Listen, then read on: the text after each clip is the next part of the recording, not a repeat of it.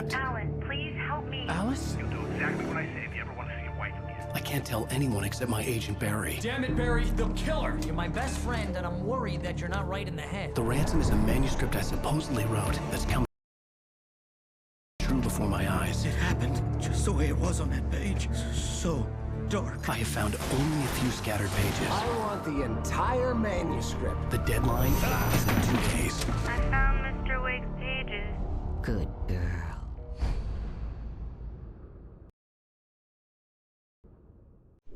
How the hell did she get her hands on the manuscript anyway? I don't know. She's resourceful. I told you you were too hard on her. Listen, I found out all sorts of interesting stuff while I was digging around. Yeah. Mr. Wake, it's Sheriff Breaker. We have an FBI agent here, Agent Nightingale. FBI? He's anxious to see you. You'd better come to the station. Okay, I'll be right over, Sheriff. Let's make this quick, huh? Help you folks? Name's Randolph. I'm the manager. We're looking for Rose. Works as a waitress down at the diner.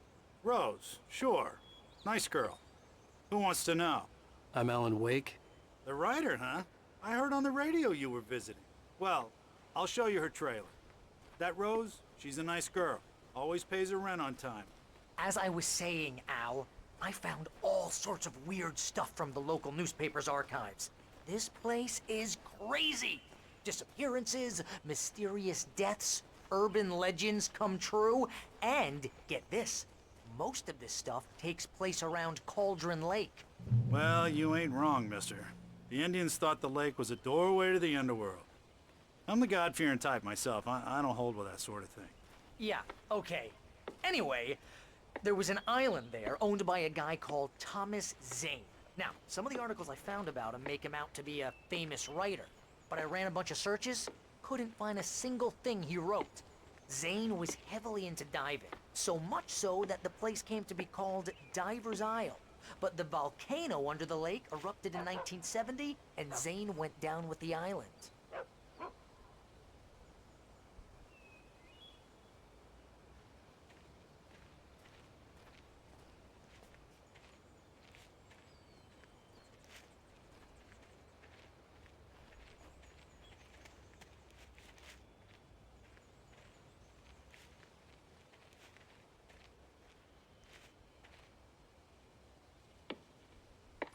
Gets better. A local girl, Barbara Jagger, drowned in Cauldron Lake just a week earlier. They were lovers. Sure, Jagger's a local spook story. The Scratching Hag comes for you in the dark. Childish stuff like that. Anyway, Al, I'm just getting to the best part. All of the articles about this stuff were written by Cynthia Weaver. I asked around, and she's that crazy bag lady you met. What, the lamp lady? She can be a little loopy, but she's not homeless or anything. Yeah, anyway, she knew both Jagger and Zane before they both died, and she had some kind of a breakdown.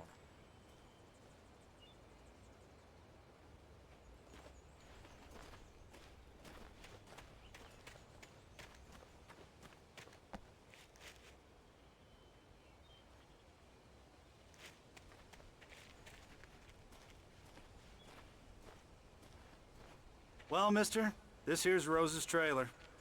You mind me asking what you want with her? We're just here to talk to her, pal.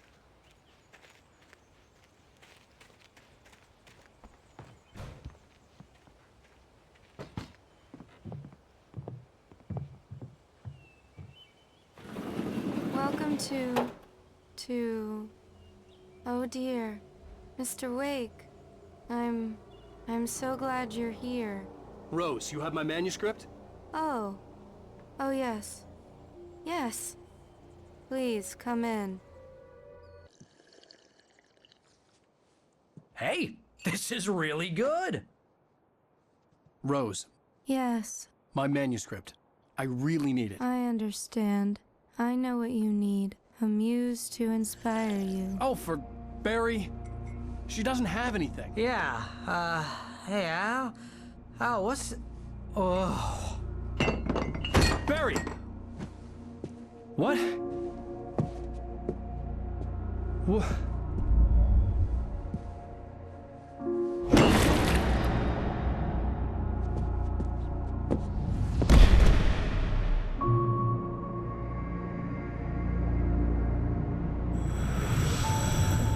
coming for you, hiding in my barber's skin. I'm too weak to stop it. You must turn the lights on. I promised I'd come visit you and your lovely wife. You must finish what you started. I insist. You must turn the lights on. Turn the light on. Back to work, boy.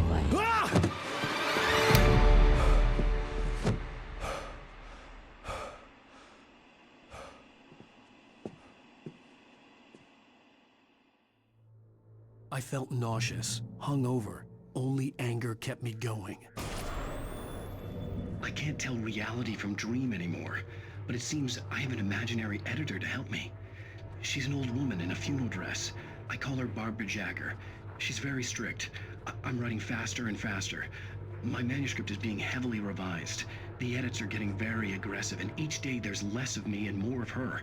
I hate it, but I know she's right. She promises me I can save Alice this way. She knows more of this than I do. About the complex incantation I'm attempting. About this place. She's worked with another writer under similar circumstances, Thomas Zane. The genre of the story seems to be shifting. It's turning into a horror story. I'm getting close. I can feel it.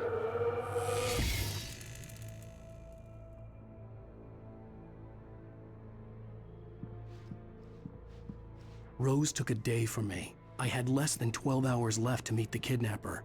All I could do was get Barry into the car, work something out once I got on the road.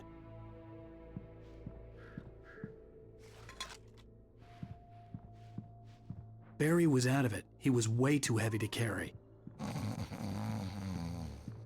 You're right. My gun and flashlight were gone. I'd have to find a way to get Barry into the car as quickly as possible. There was no time to waste. Mr. Randolph liked Rose. That little smile she had. How she was still sweet when life had tried so hard to make her bitter. It wasn't any of his business what she did in her trailer. But those strangers, the writer and his smart-ass sidekick, looked like trouble. And they'd been in there for hours, way past her normal bedtime. He reached for the phone and called the sheriff's station.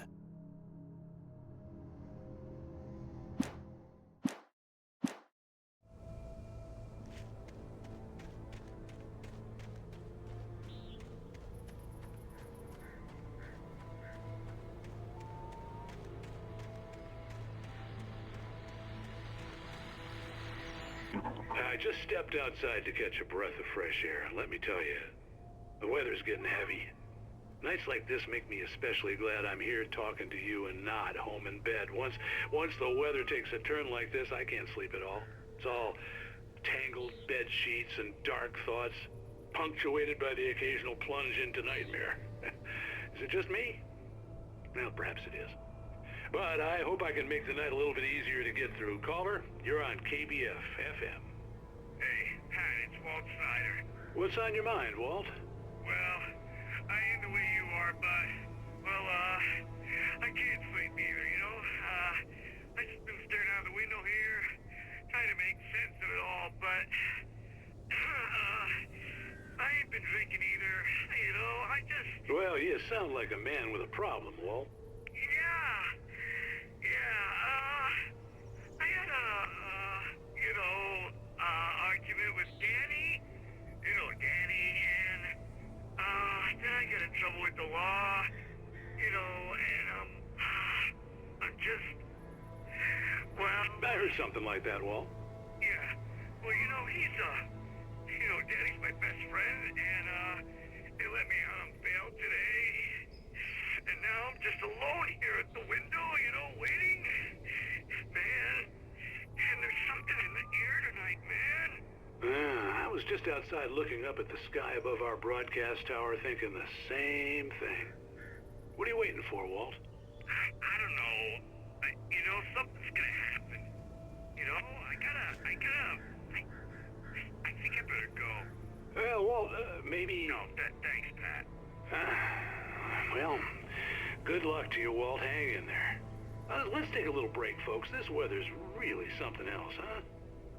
can I be sure you will walk away?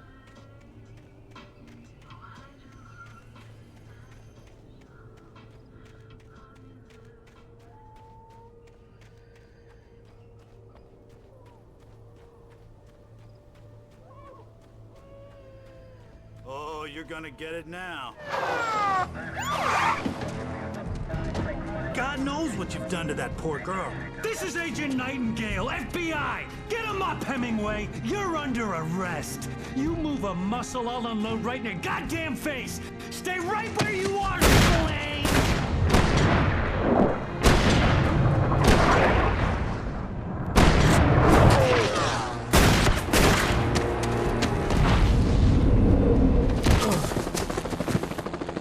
What are?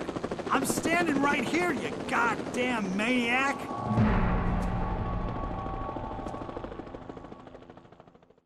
I hated to leave Barry behind, but there was no way I'd miss my appointment with the kidnapper. Give it up, Mr. Wake! Come on!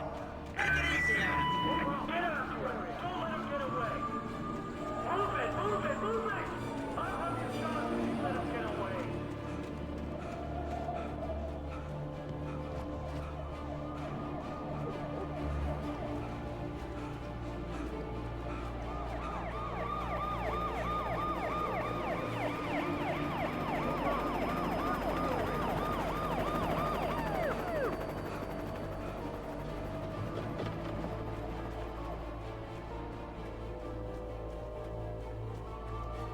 There he is!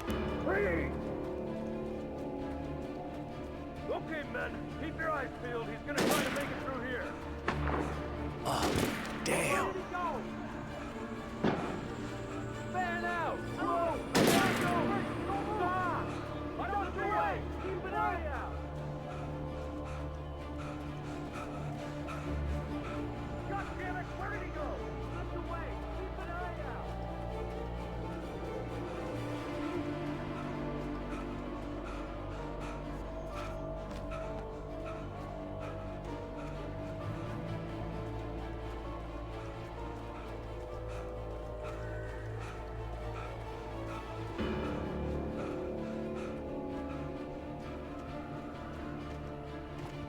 He's gone!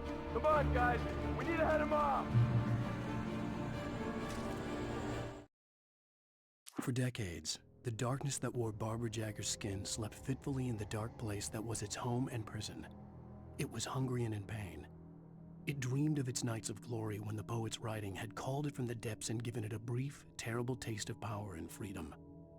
The rock stars had stirred it from the deep sleep the poet had sunk it back to in the end. When it sensed the writer on the ferry, it opened its eyes.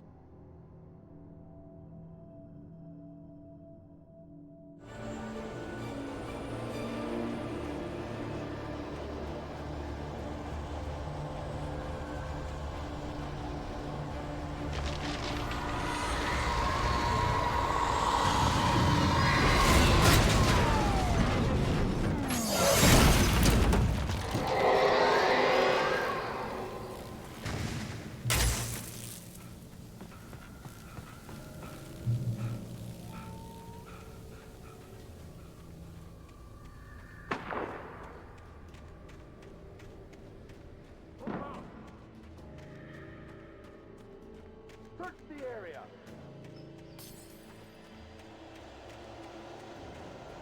Stay sharp! This way! Over here!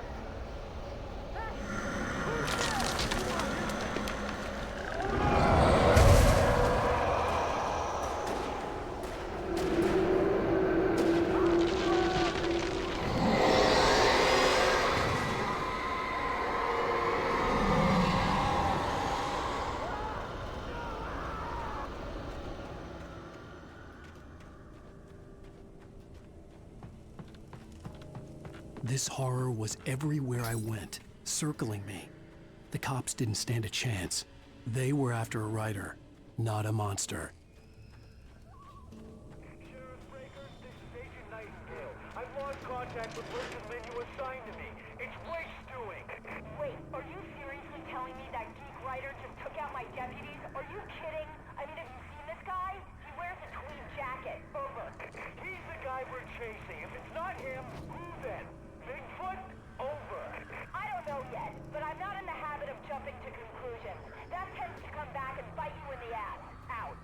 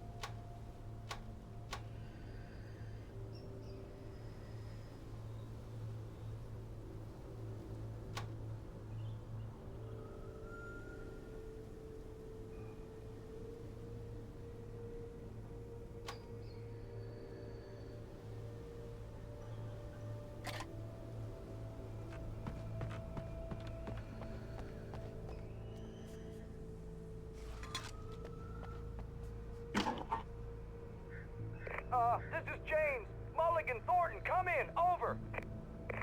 Thornton here. James, we got both Wheeler and Rose in custody. They didn't put up a fight or anything. Why, they were... Hey, Mulligan, what are you doing? Come on! Sit down and give me that. James, Mulligan here. Over. Go ahead, Mulligan. Over. We got Wheeler and Rose here. Wheeler's drunk or hopped up on something. Speaking of which, that Fed had a pretty distinctive whiff of Otis Scotch about him, you know what I mean. Over. I don't have anything on that, Deputy Mulligan. Over. Well, whatever. Anyway, Rose is just being plain weird here. You better get Doc in to take a look at both. Over. Gotcha. You better get them here quickly. The, Fed's gonna want to interview Wheeler. Over. Oh, yeah, I'll bet he does. Looks like they have a lot in common. Mulligan out.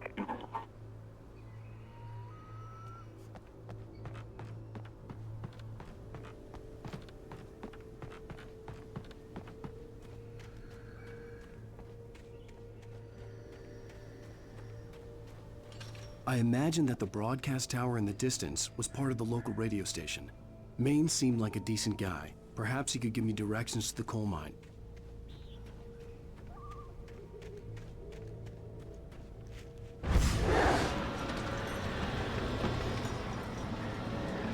Unnatural shadows clung to the gate. The darkness that was after me was trying to stop me. I wouldn't get through without a light.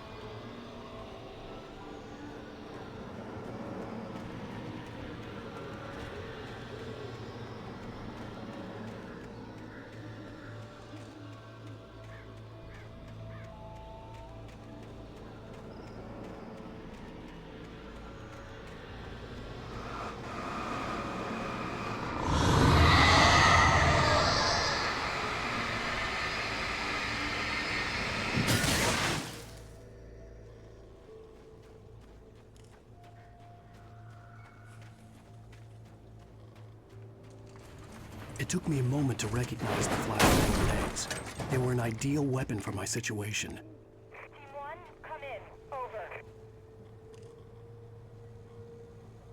Team 1, this is Sheriff Breaker. Report. Over. Team 2, come in. I need a report. Over. Come on, guys. Talk to me. Come in, please. Over.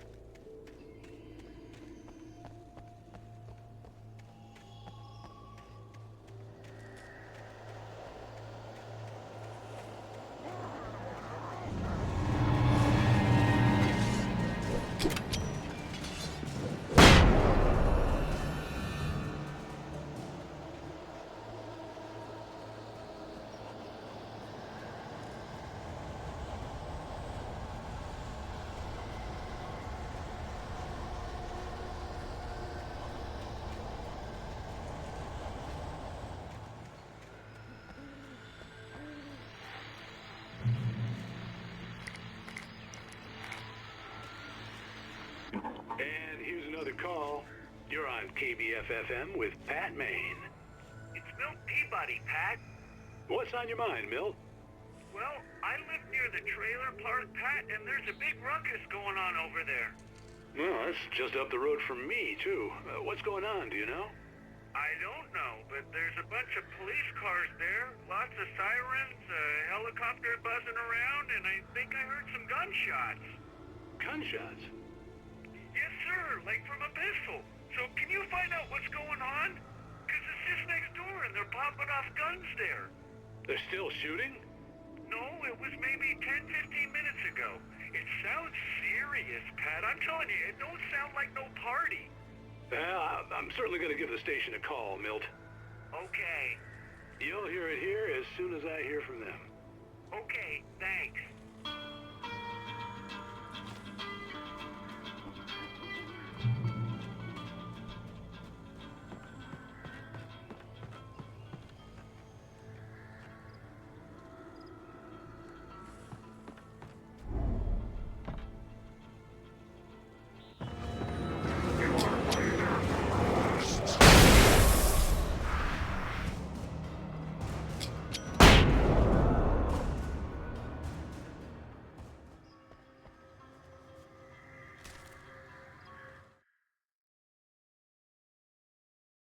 Touched by the dark presence, Rose was lost in a dreamland where everything was drawn in black and gray crayons. The old lady had promised her that all her wishes would come true. She would be Alan Wake's muse. She was smiling so hard it hurt her face. She crushed a bottle full of sleeping pills into the coffee. Deep down inside, she was screaming in terror.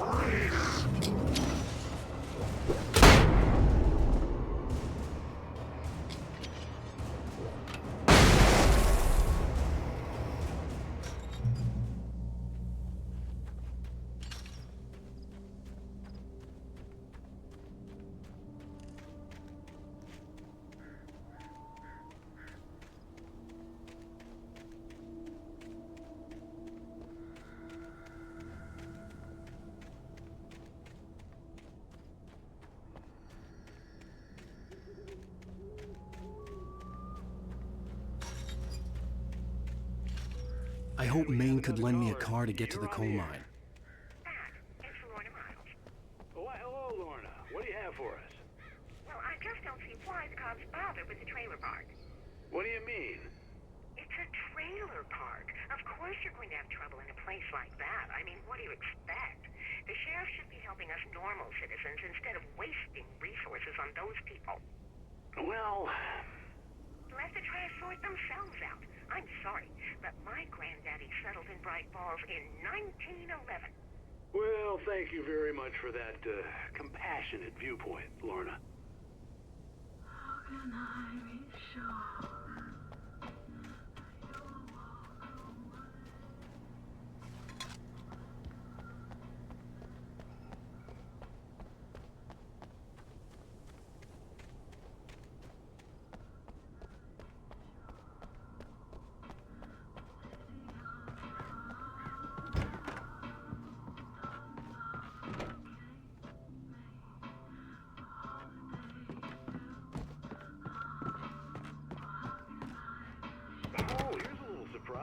The famous writer Alan Wake just walked in. Folks, I'm going to see if I can talk him into an interview. Come on in. Oh, I'm so glad you could find the time to do this, Mr. Wake. Nowhere to run now, Dan Brown. You back away from me. Don't hurt her. Whoa. Everyone calm down. Put the gun down. We're all friends here, right? Cool your jets, Nightingale. We got him. What the hell's the matter with you? There's a civilian in there.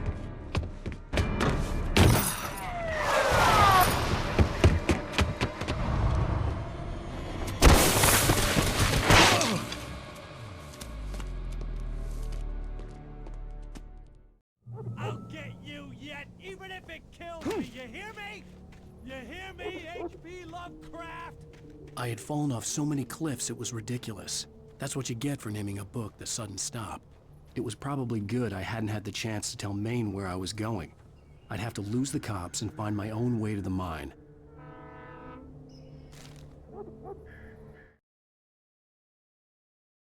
Nightingale stared through the broken studio window into the dark woods.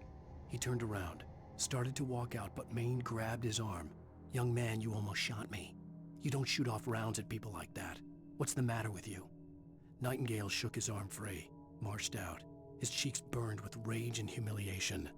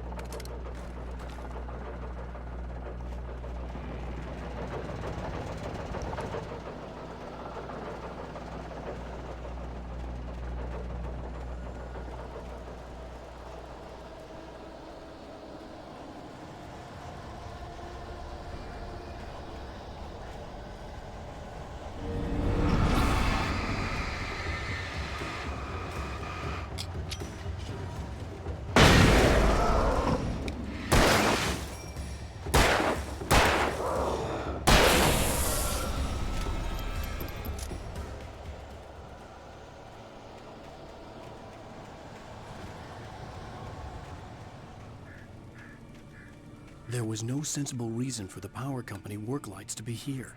It was almost as if they'd been left for someone like me to use.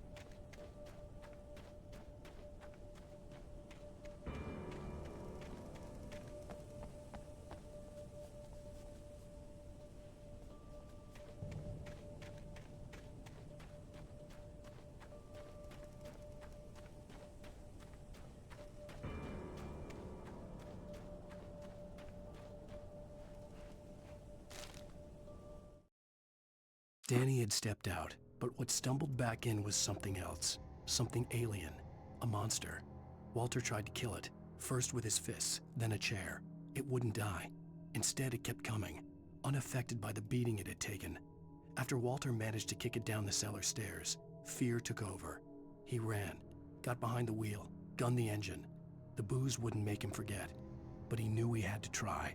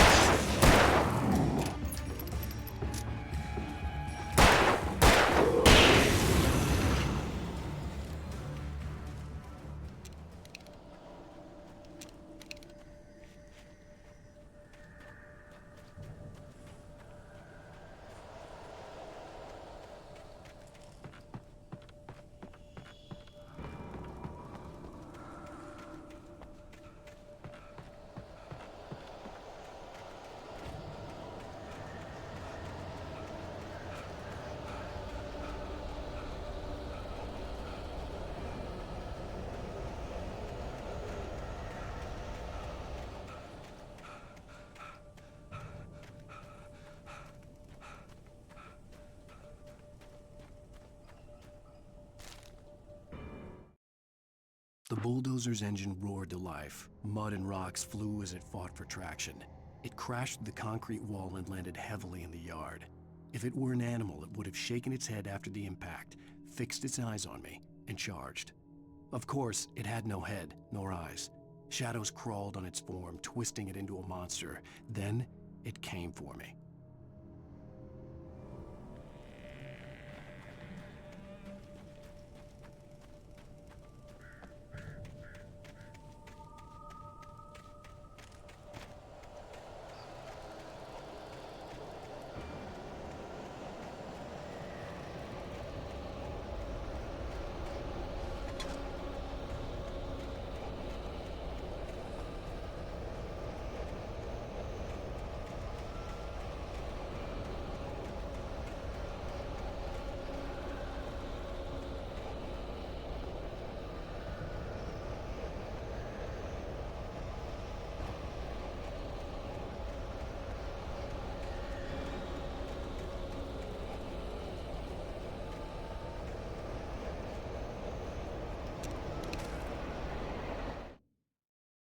Sarah trusted her gut, and her gut said Agent Nightingale was an asshole. He felt wrong, and it wasn't just the smell of stale booze. It was in the way he flashed his badge, pulled rank, the look in his eyes when he wanted answers. Where was Alan Wake? What was this about an accident? Where was his wife? And most importantly, why did she let Wake go? He wouldn't answer her questions. Federal business was all he'd say.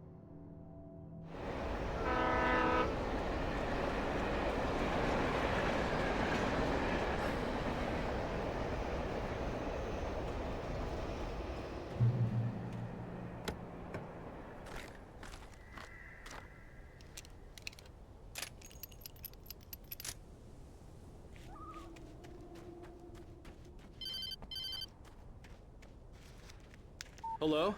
The most stubborn man I've ever met. Alice? Alice? Alan. Alan. I'm so afraid. It keeps me in the dark. Please help me. I look at you, Alan, and it's not you. Something else. Looking out from behind your eyes. Alice, I'm here. I'm so alone here. It's all gonna go to hell. You need to be careful. Cooperate. The connection had been terrible, but that wasn't the only thing that hadn't been right with the call. She sounded wrong somehow, but she had called me.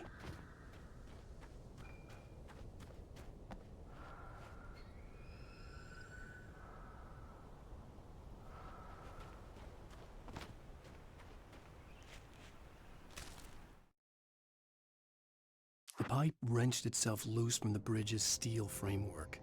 Wrapped in darkness, it floated in midair, twitching. For a moment, I didn't understand what I was looking at. The heavy object lurched at me with impossible force. I threw myself out of the way, but just barely. When I turned my flashlight on it, it shook in a dark rage before it flew at me again.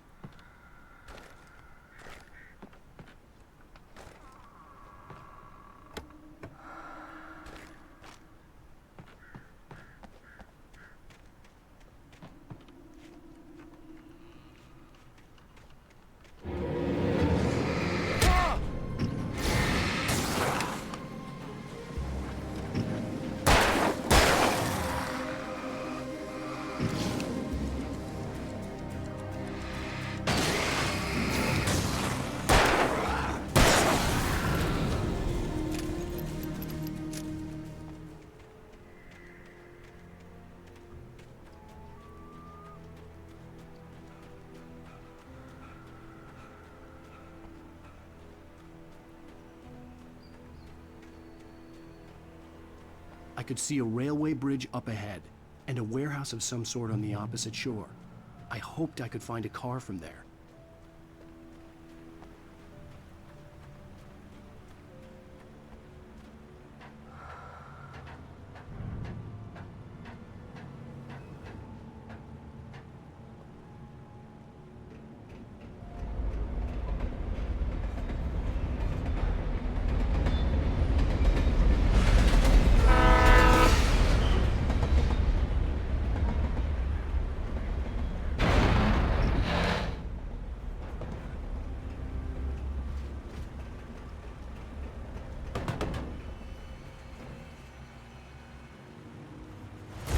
darkness that was pursuing me was growing stronger, and it was taking over everything in its path.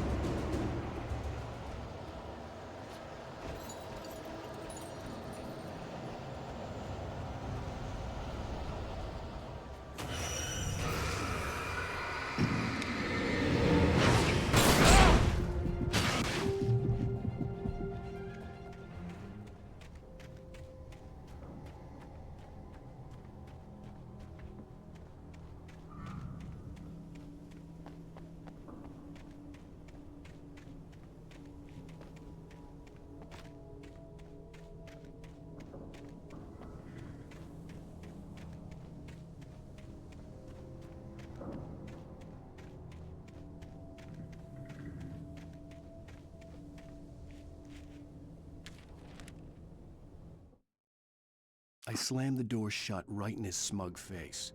He pleaded for me to open the door. True to form, the asshole actually thought I would obey. I had no sympathy left, no guilt either, not for him.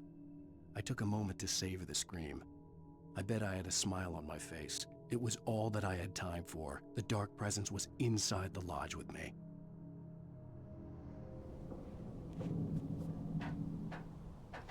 As a teenager, just starting to get interested in writing, Stephen King had been a source of inspiration to me. I thought about all the inanimate objects that had come to life in his books. No one is safe in a good horror story. Certainly not the protagonist. That's what makes them fun. This was anything but. The darkness could possess anything, and it was getting closer.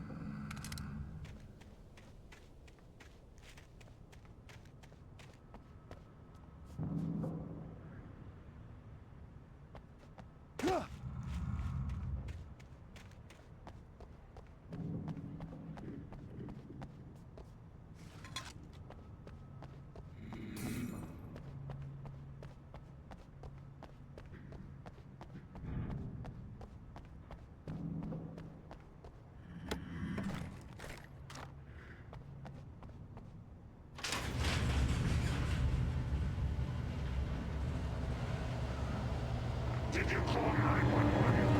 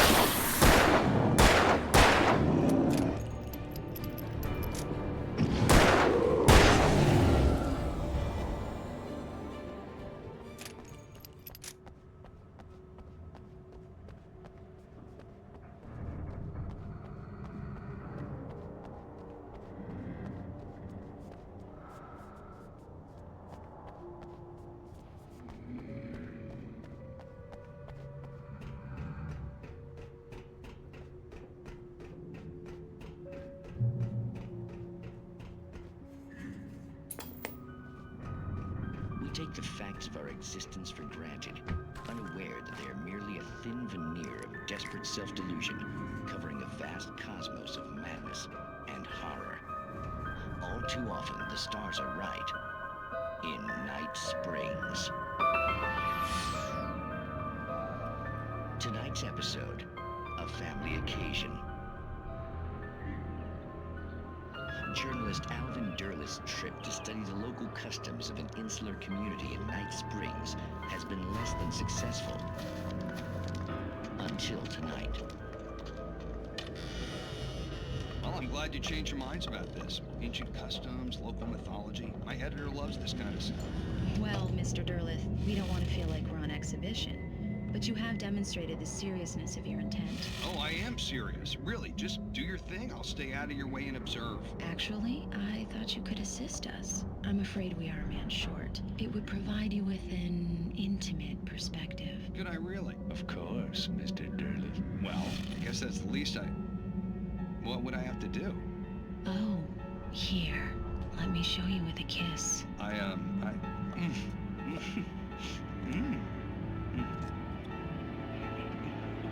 What did you...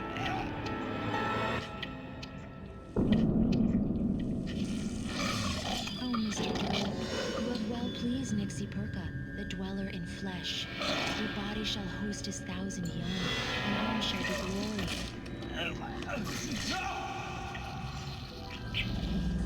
Shh, darling, be calm. Shh. Alvin Derlith learned a harsh lesson. If you go looking for mythology, it may come looking for you. And such quests always bear fruit. In Night Springs.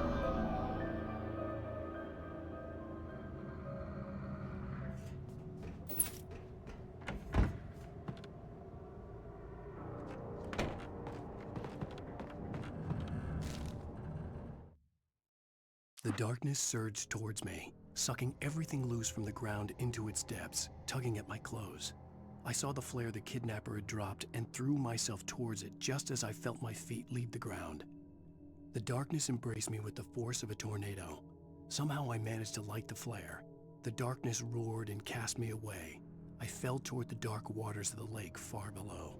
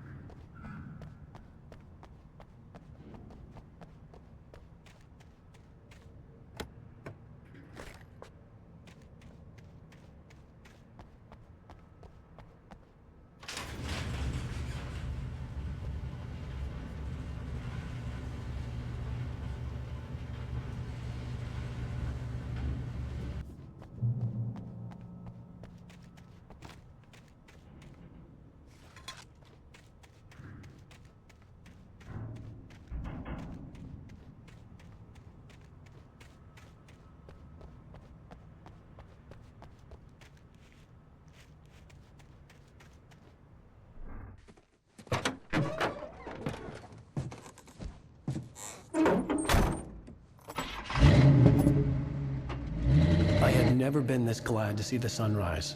I had a couple of hours to get to the coal mine.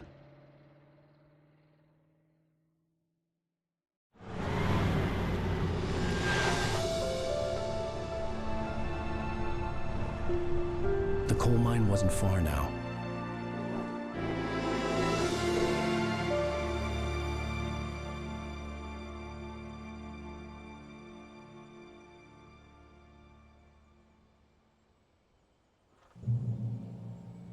Today, I would meet the kidnapper, and he would give me Alice. I wouldn't give him any other choice. A drowning man will clutch at a straw.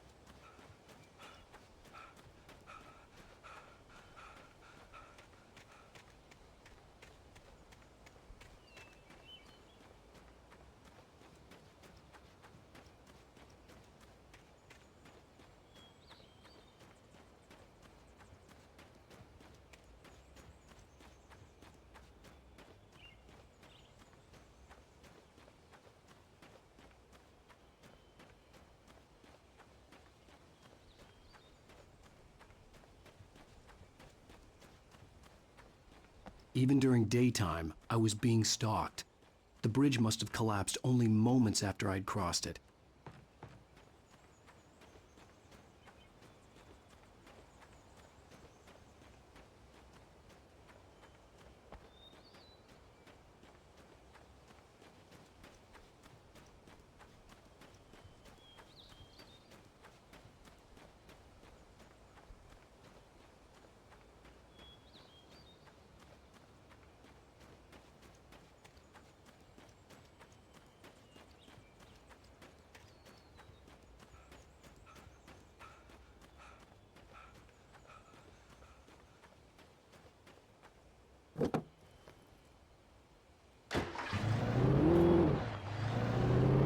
Little by little, without realizing it, I'd come to believe that the story in the manuscript was coming true. The current of its narrative had taken me deeper and deeper into dark waters. Alice had been taken from me. Barry was probably in jail. I was a fugitive from the FBI. The whole world taken over by the Dark Presence was trying to destroy me. It all felt real, but it matched a textbook case of insanity.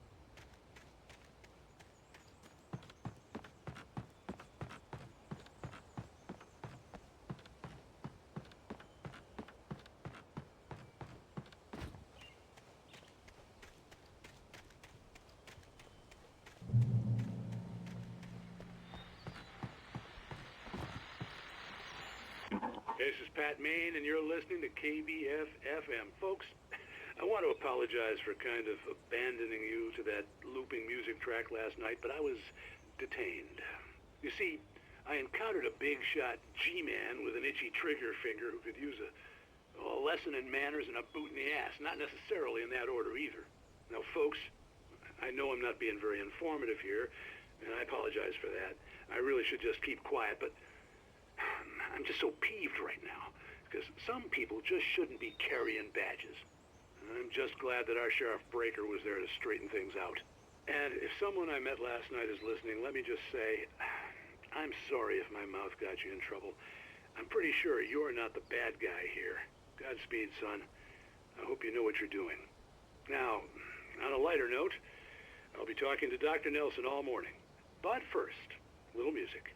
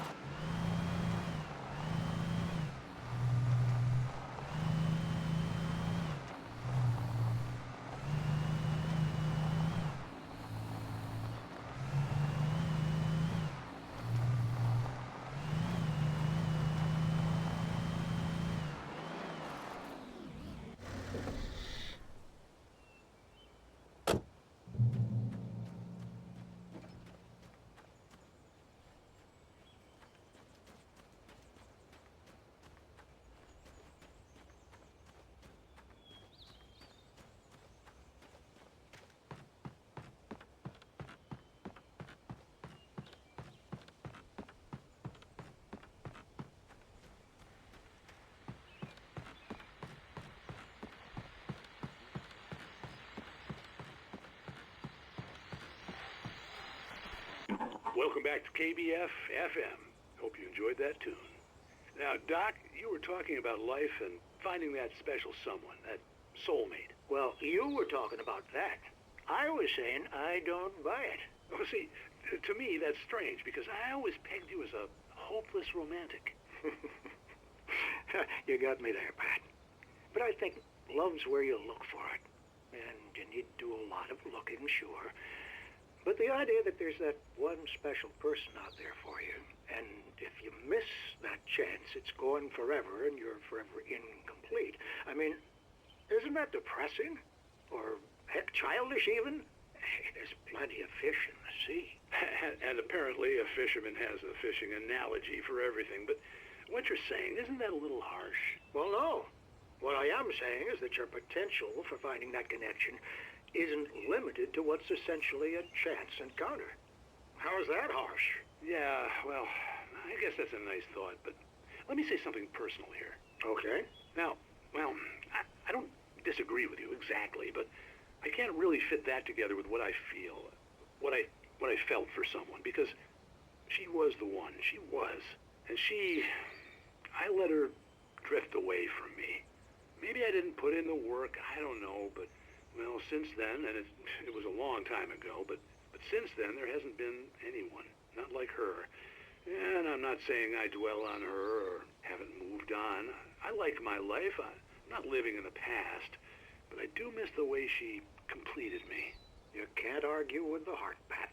I'm sorry, folks. I had kind of a scary experience last night, and let's just say it's shaken a few things loose.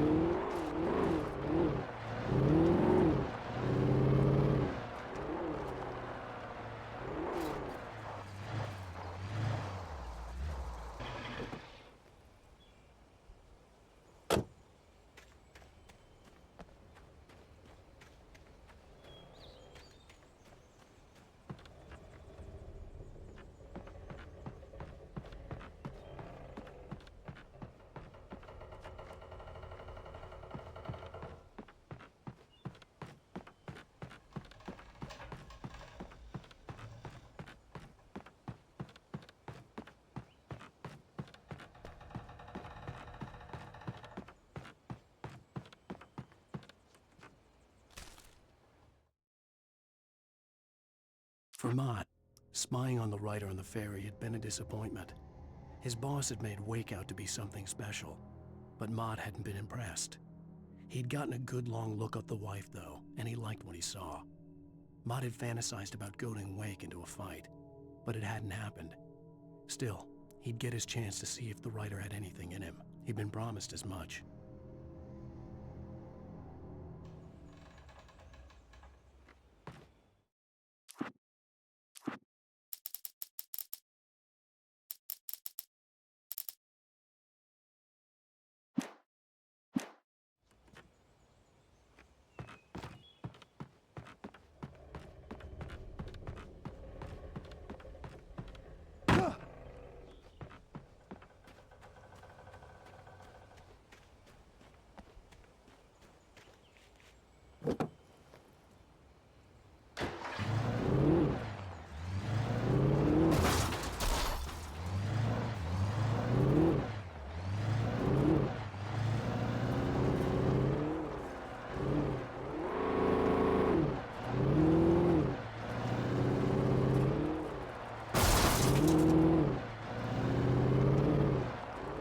I was early.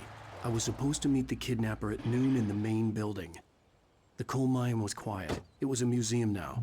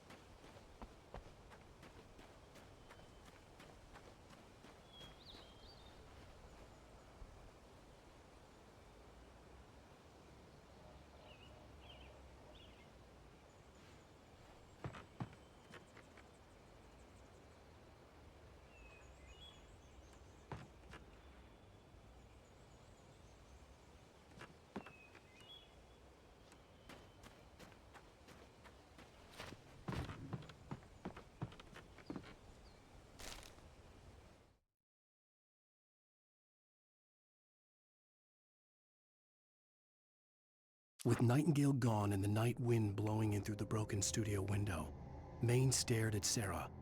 The sheriff looked away. Maine's voice shook with barely controlled anger.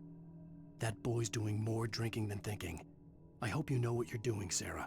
He's got a sickness in his eyes. You take my word for it. He wants Wake for a reason, and it's not for anything good.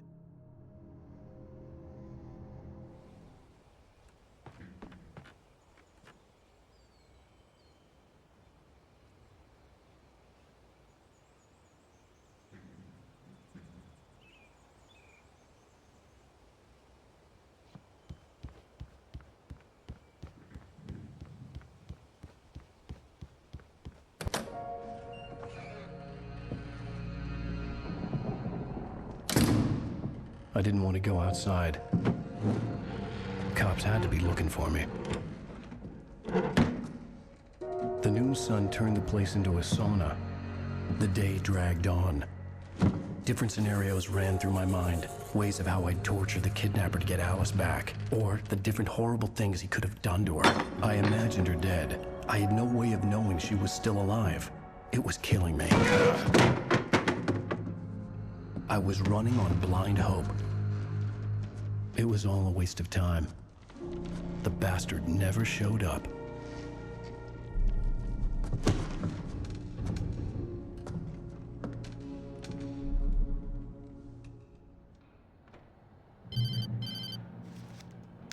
Wake! Where the hell are you? Change of plans. You know where Mirror Peak is? It's a big mountain north of where you are.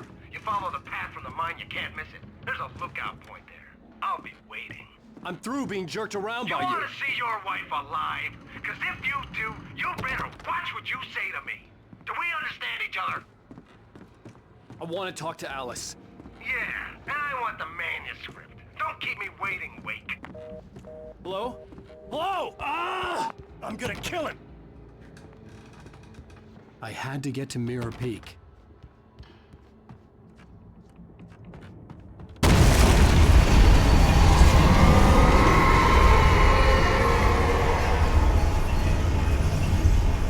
It was close. Maybe closer than ever before.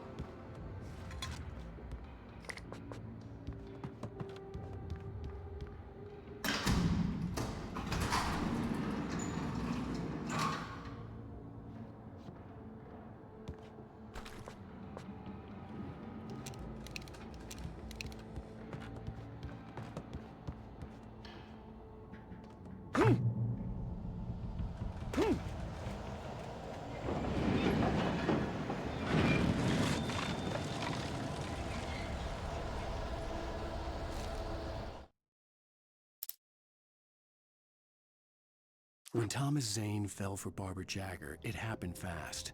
She was young, vibrant, and beautiful, full of life. He had never been a very happy man, and without any seeming effort, she had changed all that. Zane felt good for the first time in his life. Everything she did was another piece of a jigsaw puzzle he hadn't even known he'd been missing. And best of all, she made the words flow, strong and sharp. She was his muse.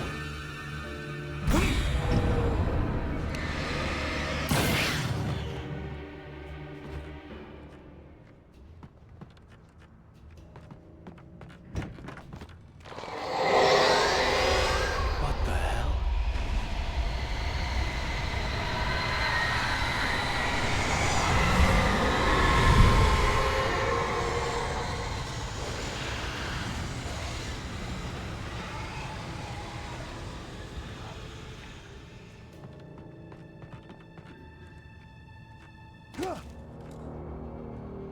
only way to reach the hillside ahead was to go through the building. I had to find a way to avoid electrocution.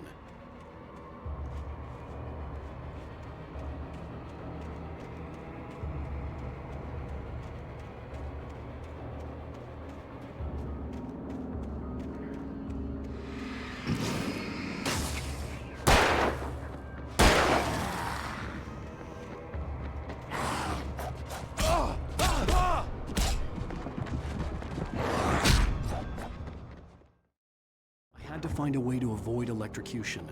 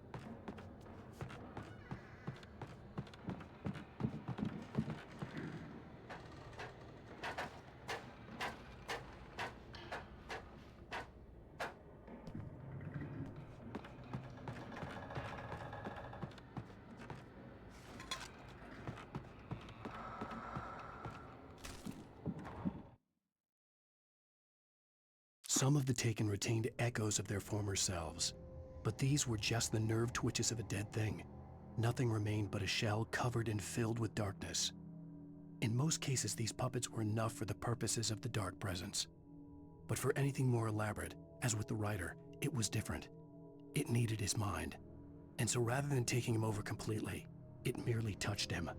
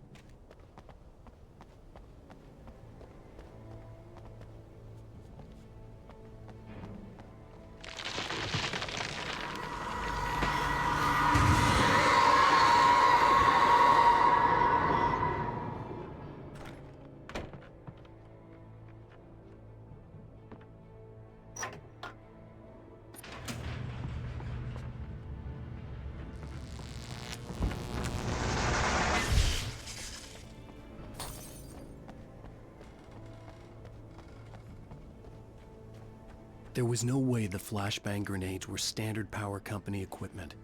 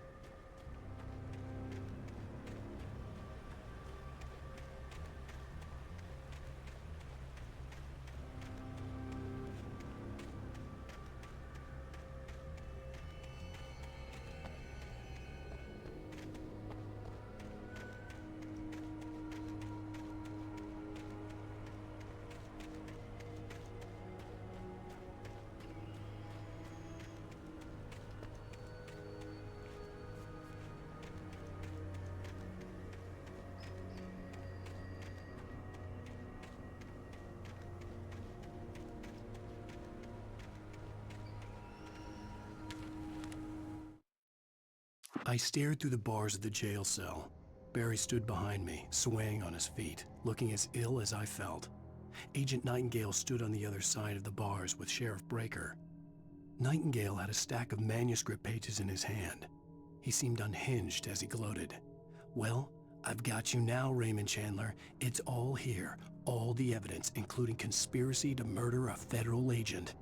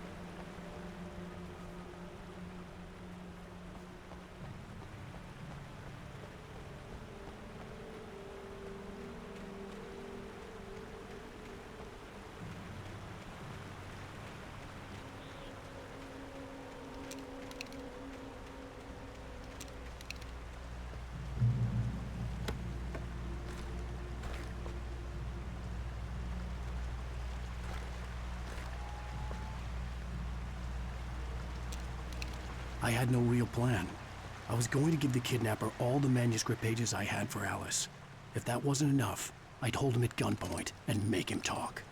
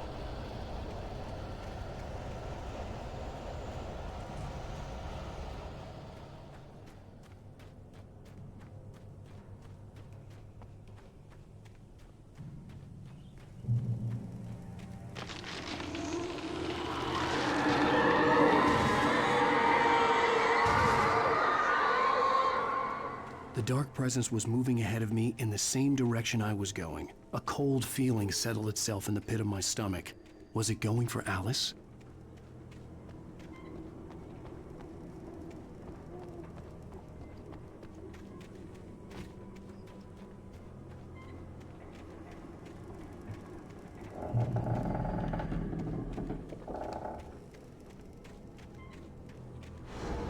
The graveyard shift may cause cancer.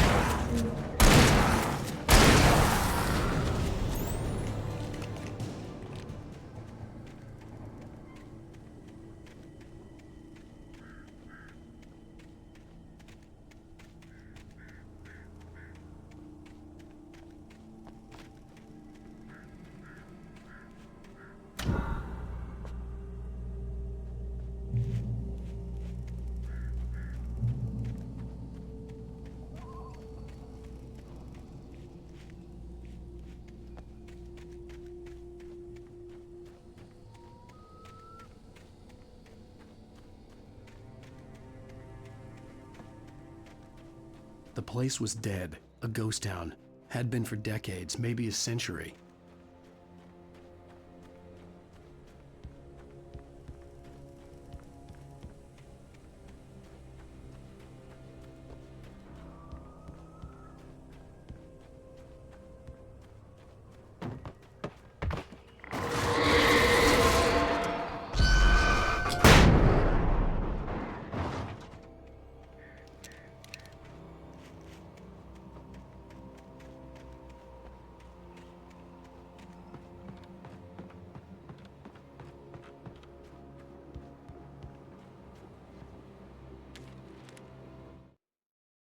Things were never as simple in real life as in fiction.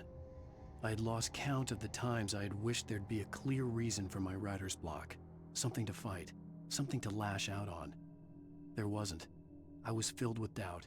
I was nothing like the hero in my books. Alex Casey had gone through his life with single-minded determination, never wavering from his goal.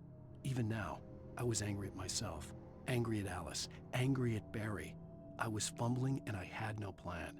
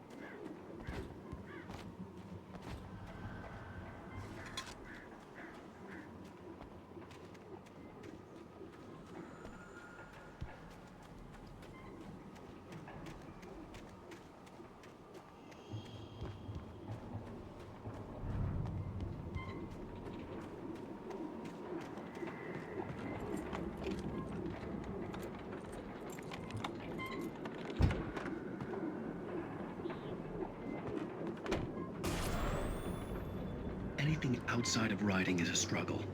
I feel ill. I managed to make my way downstairs. There's a shoebox filled with books and papers by Thomas Zane. It's very hard to focus, but I managed to read some of it.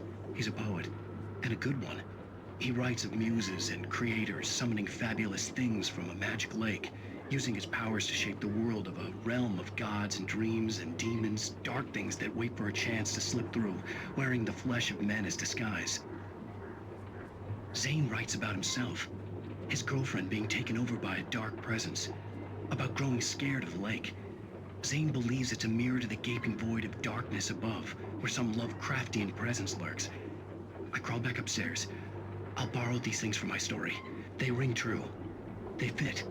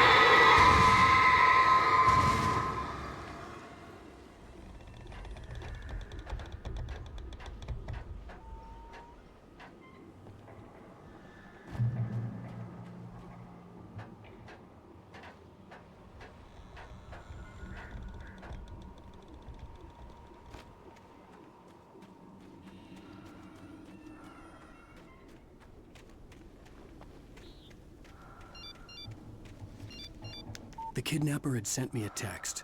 The message was full of spelling errors and insults. It was telling me to hurry up.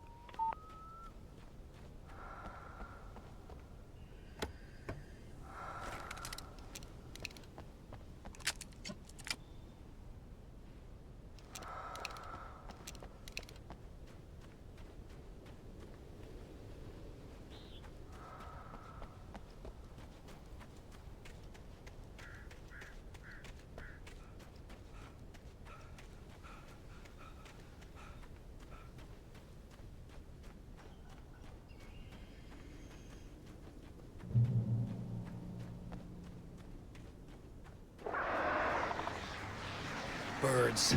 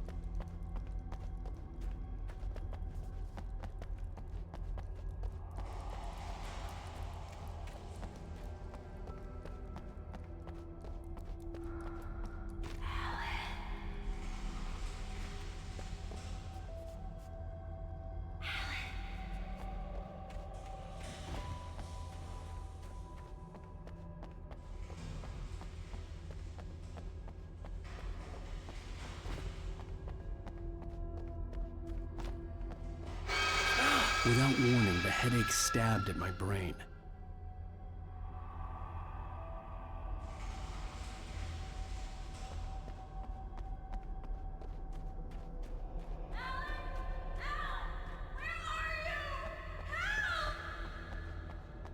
Alice?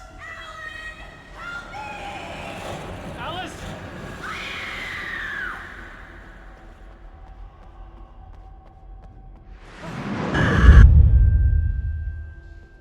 I'm losing it. I gotta get out of here.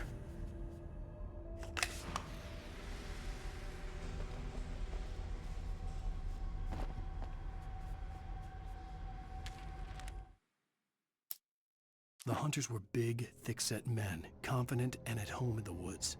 They were feeling good, running on beer, ghost stories, and camaraderie late into the night. It did them no good, as they were taken by the dark presence, sucked deep into a darkness far worse than any ghost story they ever told or heard.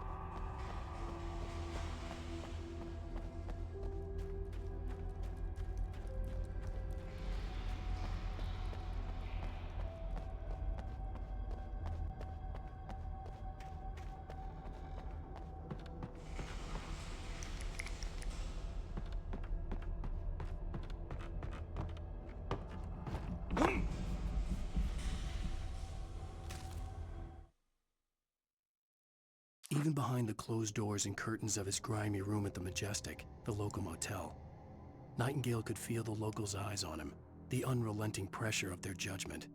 He forced it out of his mind. For all he knew, they could all be under Wake's spell already. You do what you have to do to get the job done. He took comfort from the bottle in his hand. Please, he thought, just let me get through this.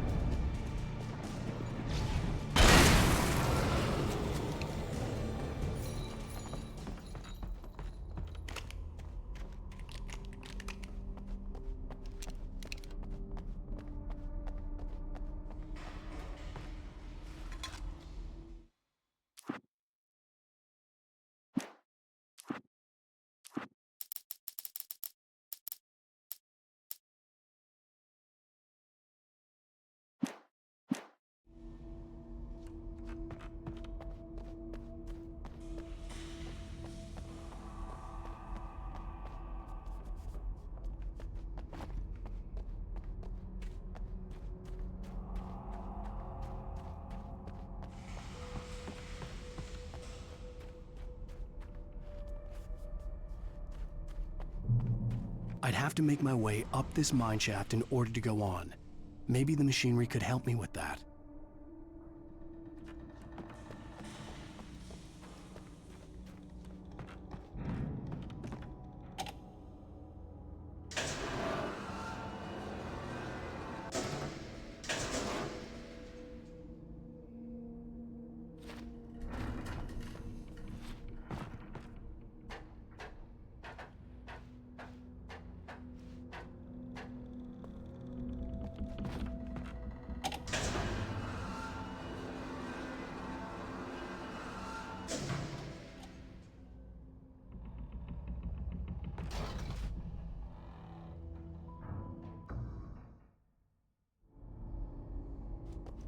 I'd have to make my way up this mine shaft in order to go on.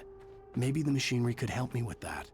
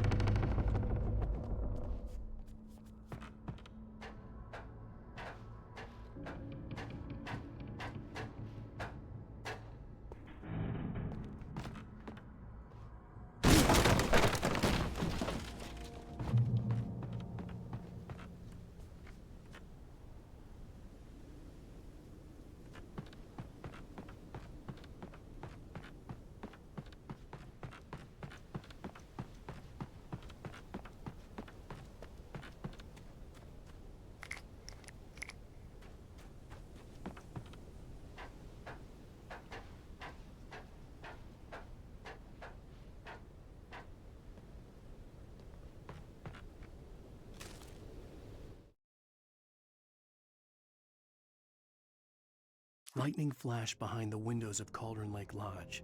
Tor Anderson laughed and held the steel hammer above his head. Nurse Sinclair was trying to calm him down without success. Tor grinned madly and shouted, "My hammer's up. Here's a friendly poke from Molnir, wench." He brought the hammer down with all his might on Sinclair's head. "We're on a comeback tour, baby."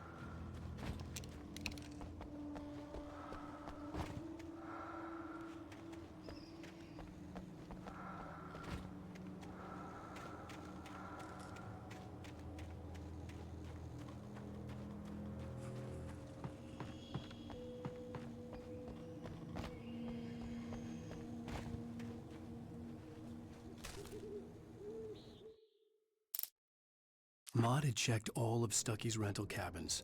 There had been no sign of the Wakes. It was dark when he'd found their car parked at the end of the road by Cauldron Lake. It made no sense.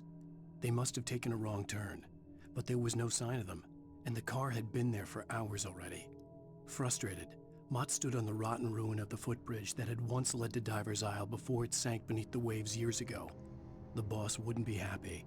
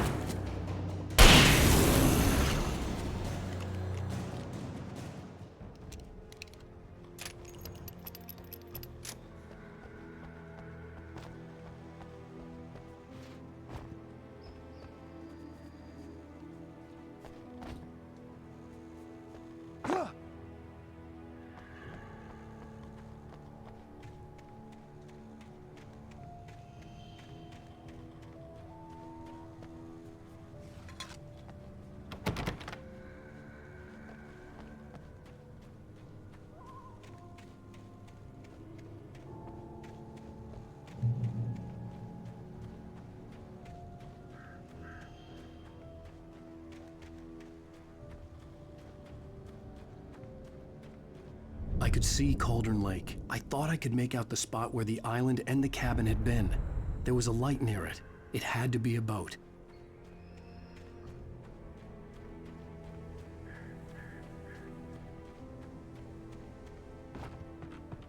I was close now. I had to get there fast. I dreaded what I would find. I tried to hold on to Alice, but her form melted away. I was losing control. Dr. Hartman stood in her place. I wanted to hit him, but my arms were jelly. He smiled. It was a reassuring smile, and I hated him for it. I had to give you a sedative. Don't fight it. You went through another rough period. Right now, it's very important that you stay calm. We don't want you to have another episode. You're a patient at my clinic. Have been for a while now.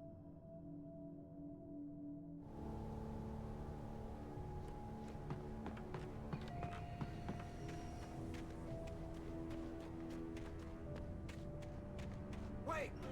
That you? Wait! Hey, I'm here! I'm coming! No! Get away! Sorry. Please, lady. The boss didn't know who he was messing with. I didn't know. I swear I didn't know. We don't have his wife. We don't know where she is. She's probably drowned. We just said we had her to make him play ball. You see? To get him writing for us. Please.